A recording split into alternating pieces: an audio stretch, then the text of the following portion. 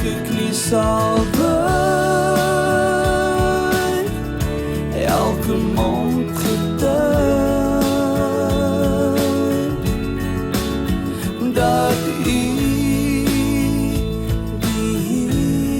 Baie welkom by Vita Dei Bybelstudies, Evangelie van Johannes, en ons het gekom in Johannes 10 tot by vers, nou moet ek self onthou,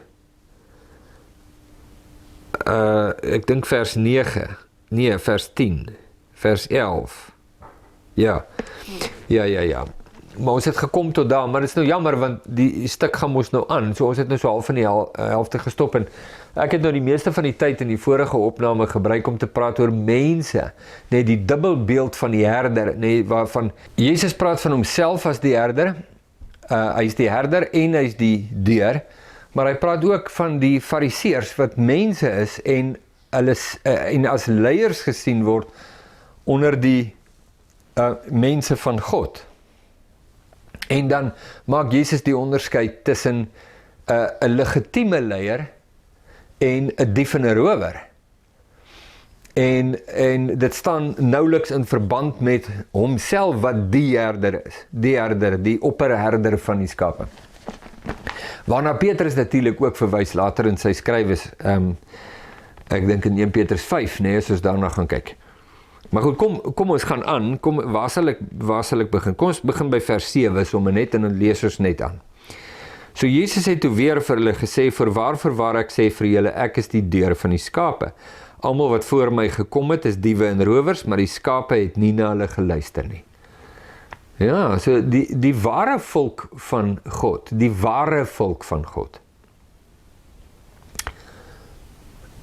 is verbind aan God en luister na God.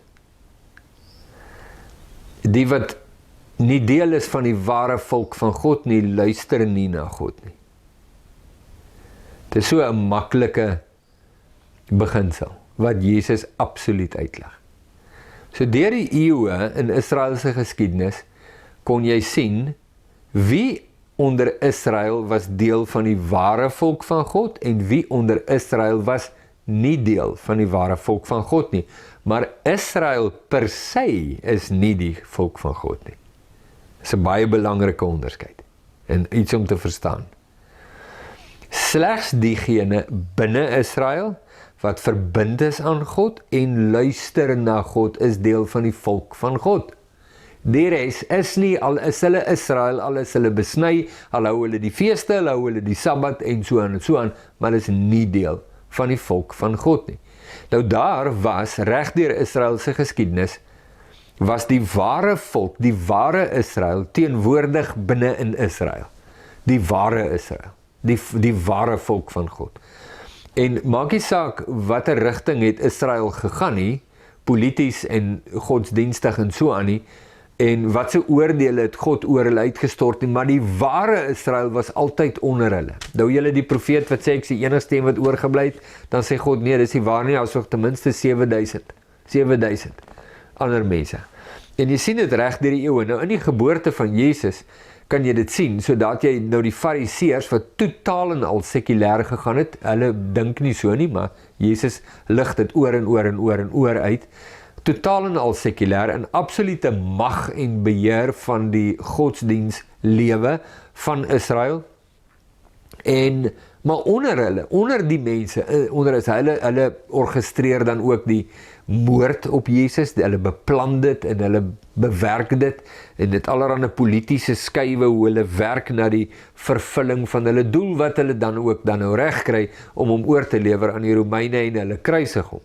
Maar onder hulle is daar altyd die Simeons, en die Annas, en die Marias, en die Elisabette, en die Petrusse, en die Johannesse, die ware volk van God. En hulle leef net 'n ander lewe as die publieke een. Nee, as dit wat aangaan in Israel. Hulle is nie deel daarvan nie. Hulle is in Israel, maar hulle is nie deel van Israel nie. Hulle is in die wêreld, maar hulle is nie deel van die wêreld nie. En hulle luister na God. Simeon en Anna, ver gevorderd in hulle jare, erken dadelik die Christus. Hy is nog 'n babietjie Nog 'n babatjie kan nog nie praat nie, maar hulle is verbind aan God en kan dadelik herken, hier is die Christus. Die Fariseërs beklei verbete teen Jesus. Jy kan maar so duidelik die verskil sien, jy het nou nie, dis nou regtig nie rocket science nie.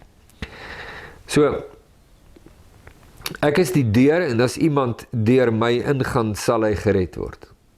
As iemand deur my ingaan, as iemand nie deur my ingaan nie, dan sal hy nie gered word nie. As iemand deur my ingaan, sal hy gered word. En hy sal ingaan en uitgaan en veiding vind, en hier is vir my 'n kosbare ding hier, want dis nie net die eenmaalse ingaan nie. Dis die in en uitgaan, die konstante verhouding met Jesus, die in en uitgaan, kom na hom toe en hou aan na hom toe kom, en dis waar die veiding lê, die voedsel vir jou siel. Jy kan al die teorie hoor, al die teorie bemeester, en nog steeds vermaar in jou gees, nog steeds nie veiding kry nie, vreeslik gestimuleer in jou intellek, maar glad nie gevoed na jou gees nie. Hoekom nie? Want jy gaan nie in en uit deur die deur nie. Jy het nie hierdie lewende verhouding met Jesus, waar jy na hom toe kom en aanhou na hom toe kom met jou praktiese lewe nie. Dit bly teoreties, en jou siel gaan net dood binne in jou. Die dief kom net om te steel en te slag en te verwoes. Enige iemand wat in die volk van God, onder die mense van God werk, nie verbind aan Christus, nie onder die direkte gesag van Christus, wat sy eie lewe betref, en aanhou na hom toe kom nie, is 'n dief en 'n rower. Hy steel, slag en verwoes. En jy weet, ons sal maklik sê, ja, maar dis die duiwel. Ja, die duiwel is die dief. Luister, Jesus praat nie hier van die duiwel nie, weet jy dit? Hy praat van mense. Ja, uiteindelik kan jy sê, dit is die duiwel, want hulle staan onder sy gesag, maar kyk net waarvan praat hy, die konteks is baie duidelik, die dief kom, die dief, wie is die dief? Dis die een wat nie deur die deur kom nie. Hy is die dief en die rower. En hy kom hier in. Ja, die Satan doen dit ook so, maar die spesifieke ding, fokus hier is mense. Ek het gekom dat julle lewe in oorvloed kan hê. Ons sê baie maklik vir mense, stap agter my aan, word deel van my gemeente, kom besing my lof en kom sien hoe awesome is ek en jy sal lewe in oorvloed kry. Niemand sê dit nou so nie, maar dis presies wat gebeur. Ons het hierdie leier, 'n pastoor of 'n dominee of prediker of YouTube persoonlikheid of wie ook al, en ons verhef hom, of die ander saak, en dit sien ek ook baie, is dat aan die ander kant van die draad is die persoon, YouTube persoonlikheid, pastoor, dominee, prediker, wat ook al, beywer hom daarvoor, om getel te word onder mense, beywer hom daarvoor om 'n man van gesag te wees, jy weet so, hy beywer hom, dat hy mense na hom toe trek. Ek het nou die dag gesien, iemand sal 'n videoetjie van my, wat hulle nou gekry het, ek weet nou nie hoe nie, want mense stuur mos nou net goedjies aan, en stuur hy dit nou vir sy direkte leier, dan kyk die oude, dan vaar hy uit teenoor die inhoud, dan kom ek agter, as ek nou so na sy terugvoer luister aan die man, want die man, wat ek ook nie ken, die stuur het net vir my aan, en sê, hoor net hier, dis wat hulle van jou bediening sê, hoekom hulle dit doen, weet ek nie, maar dan luister ek, en dan hoor ek, nee, die man vaar uit, teenoor die onbekende ou op die video, wat hierdie woord bring, nie oor die inhoud nie, ja, hy sê, dit is nou die inhoud, en hy, jy weet, probeer nou, jy weet, wys maar, hoe pedanties kan hy nou onderskei, en die hare kloof, en die en die, maar dit is nie waar het gaan nie, dit gaan oor die vrees van die man, dat hy hierdie lidmaat van hom, gaan verloor aan iemand anders. En ons het hierdie vrees, hoe hy loop nou agter hom, maar nee, jy kan nie agter hulle aan loop nie, kom, ons hou dit net hier by ons, ons hou dit net hier. Jy dit verstaan, as jy dit kry, en jy kry snif in die neus, dit is besig om te gebeur, wow, luister, dat ek net dit vir jou demonstreer in die praktyk, dat jy dit net verstaan. Jy hoef nie na my te luister nie. Ek vind geen plesier of identiteit daarin, dat jy subscribe op my channel en my video's like en kommentaar lewer nie. Dit is baie liefdevol, baie van die kommentaar sê baie dankie, dit was nou net op die regte tyd. Dis liefdevol en dis great. Maar my identiteit lê nie daar nie. Dit sal 'n jammerdag wees. 'n Jammerdag wees. As jy my aanhang, vir welke rede ook al. En nie Jesus nie.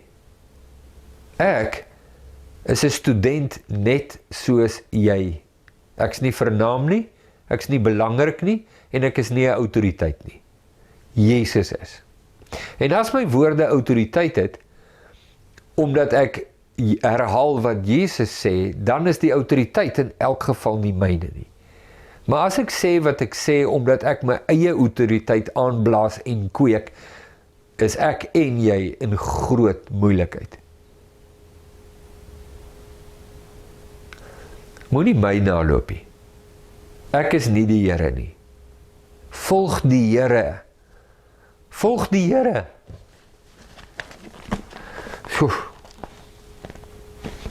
As ons die IFJJ's doen, dan sê ons vir die mense, vra maar vir hulle, sal vir jou vertel. Ons sê dit partykeer 2 of 3 keer gedurende die loop van die IFJJ. Dan sê ons, as ons die waarheid hier praat, as jy iets hier hoor wat die waarheid is, moenie my aanhaal nie. Haal Jesus aan, dis sy materiaal. Dis nie myne nie. Richard sê dit en Richard sê dat. Wie is Richard anyway? Wie is Richard? Stuur aan Richard nie. As dit die waarheid is, en dit tref jou en dit bedien jou, haal Jesus aan, want dis die waarheid omdat hy dit gesê. Dis nie die waarheid omdat ek dit sê nie. Nee, dit is so 'n belangrike ding wat jy net in jou hart moet vashou. En as jy dit vashou en iemand beskuldig jou dan van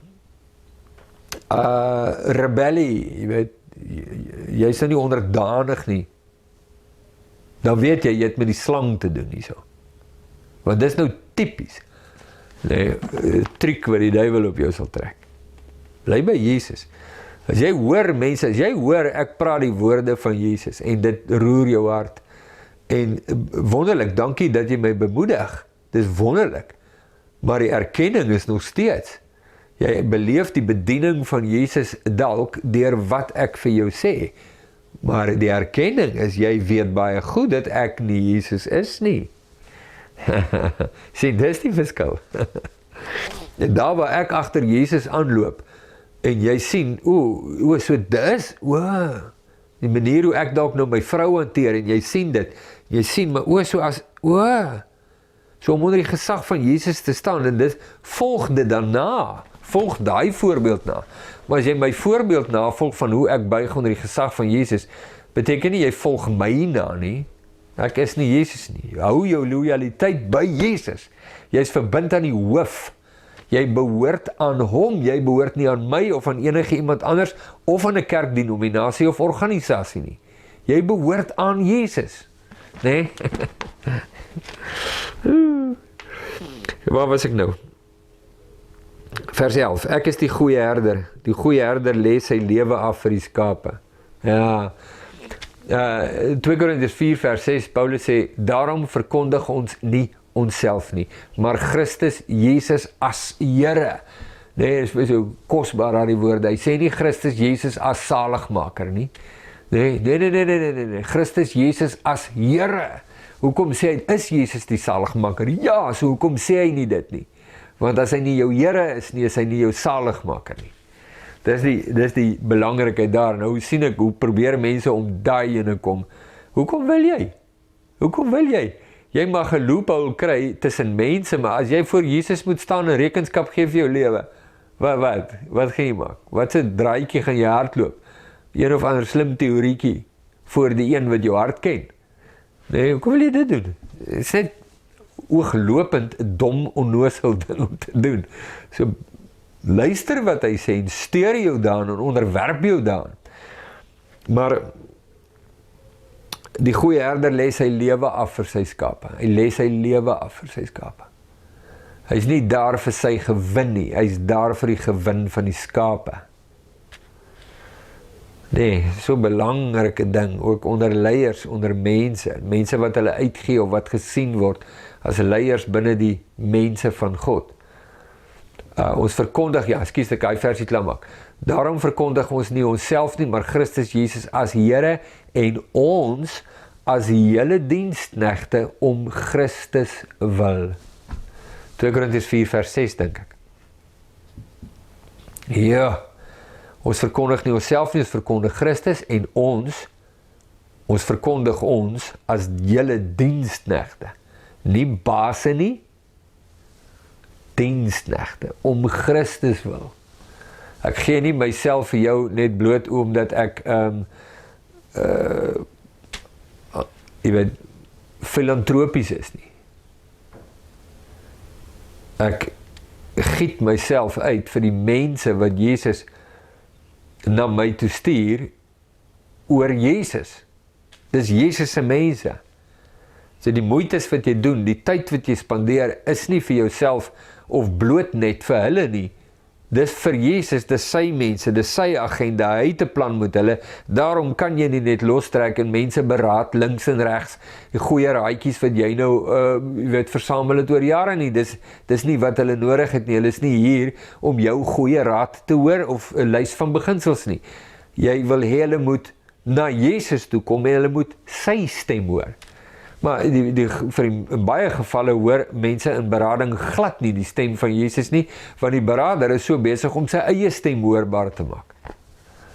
Hoor die stem van Jesus, stereo aan Jesus, want dis waar die lewe lê.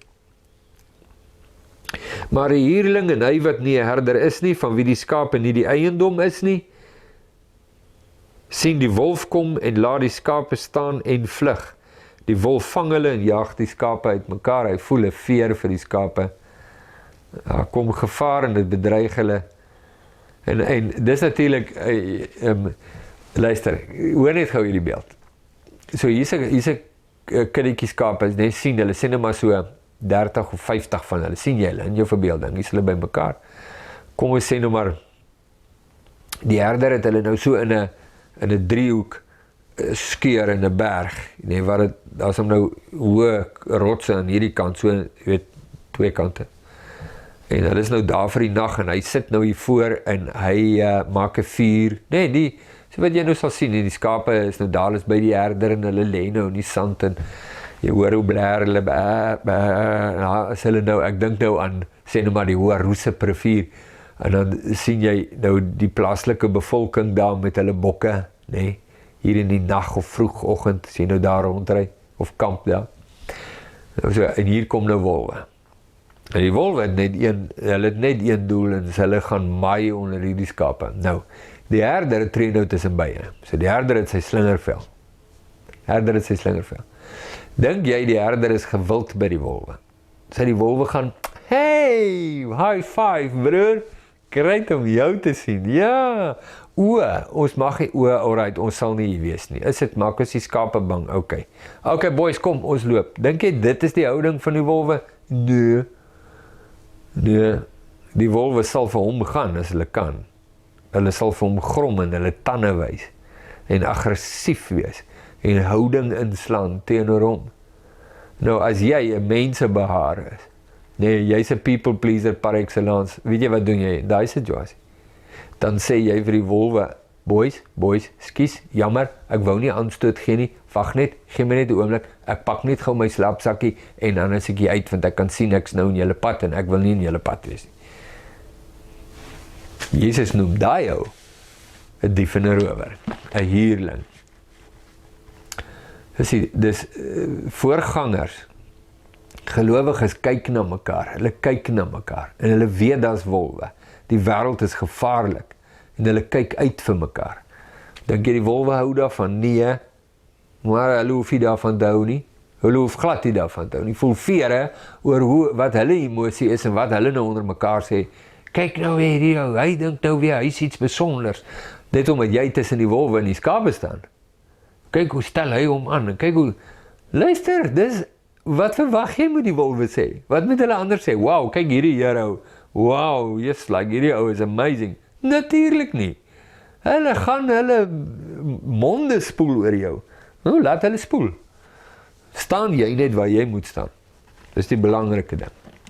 En dis lewe af lê vir die skape. Miskien storm die wolwe jou, miskien probeer hulle jou op en hulle omsingel jou. Wel, staan. Doen wat Jesus jou voorgeroep het. Hou die mense veilig by Jesus. Hierdie wolwe wil hulle wegvat en verskeer. Staan. En dit is hoe jy jou lewe af lê vir die skape. Een van die maniere. En die huurling vlug, omdat hy 'n huurling is en niks vir die skape omgee nie. Boem, vers 13, baie duidelik. Ek is die goeie herder en ek ken my eie en word deur my eie geken. Ek ken my eie. Net die feit dat jy jouself 'n Christen noem, beteken nie jy is nie. Jesus weet wie behoort aan hom. En jy kan ook sien in die oë van die wat aan hom behoort, dat hulle weet wie Jesus is. Dit is 'n wederwysige erkenning van mekaar. Jy wil jou daar inwurm, jy gaan jou inwurm, maar jy gaan sleg tweede kom. Die skape weet wie die herder is. En as hulle jou ontken, en sê, maar jy hoort nie hier tussen ons nie, want jy kom nie deur die deur nie, skryf jy nou maar 'n artikel teen hulle. Gaan jy nou maar rond en bel jou drukgroepe en plaas druk op hulle, dis fyn, dis wat wolwe doen. So wat jy nie weet jy doen nie, is besig om jou klere te wys vir wie jy regtig is. Dis hoe dit is. Dus kan nie daarby verbykom nie. Net soos die Vader my ken, ken ek ook die Vader en ek lê my lewe af vir die skape. In Jesus se diens aan die Vader. Hier is vir my 'n kosbare gedeelte, liewe land. Daar's 'n liedjie wat sê, like a rose trampled on the ground, he thought of me most of all. Like a rose trampled on the ground, he thought of me most. Zoiets. Jy ken waarskynlik die liedjie. Nou, ek wil net sê, en ek probeer nou nie moeilik is nie. Ek sê nou maar net, dit is net 'n gewaarwording by my. En ek is oortuig daarvan. Toe Jesus kruis toe gaan, he didn't think of me most of all. Ek weet, dit is net baie meer romanties. Hy het in my gedink, en ek dink hoe amazing is ek, en hoe baie gaan dit nou vir my beteken, as hy nou hier hang in die kruis, en slaan maar die spykers in, en slaan my met die gesel, en wow, dit's amazing, hy dink aan my. Maar het jy geweet, dit staan in die Bybel nie? Ek weet, ons maak flieks daarvan, en ons vertel stories, jong, en ons is later in trane, ons praat onsself in trane. Dis nie wat in die Bybel staan nie. Weet jy hoekom lê hy sy lewe af vir die skape? Oor sy liefde vir die Vader. Weet jy hoe word die liefde gewys? Volgens God. Gehoorsaamheid. Jesus is 100% gehoorsaam aan die Vader. En daarom 100% lief vir die Vader. En dis die eerste ding wat jy moet raak sien. Jy kan nie oor die ander goed begin praat, jy moet dit sien. En dit staan nie net hier nie, dis nie net hier waar dit begin deurskemer nie, nee, hierdie versie. Net soos die Vader my ken, ken ek ook die Vader. En ek lê my lewe af vir die skape. Kom lê hy sy lewe af vir die skape? Want hy's gehoorsaam aan die Vader. So die waarheid is, like a rose trampled on the ground, he thought of the Father most of all. Dis die waarheid. Elke knie sal buig.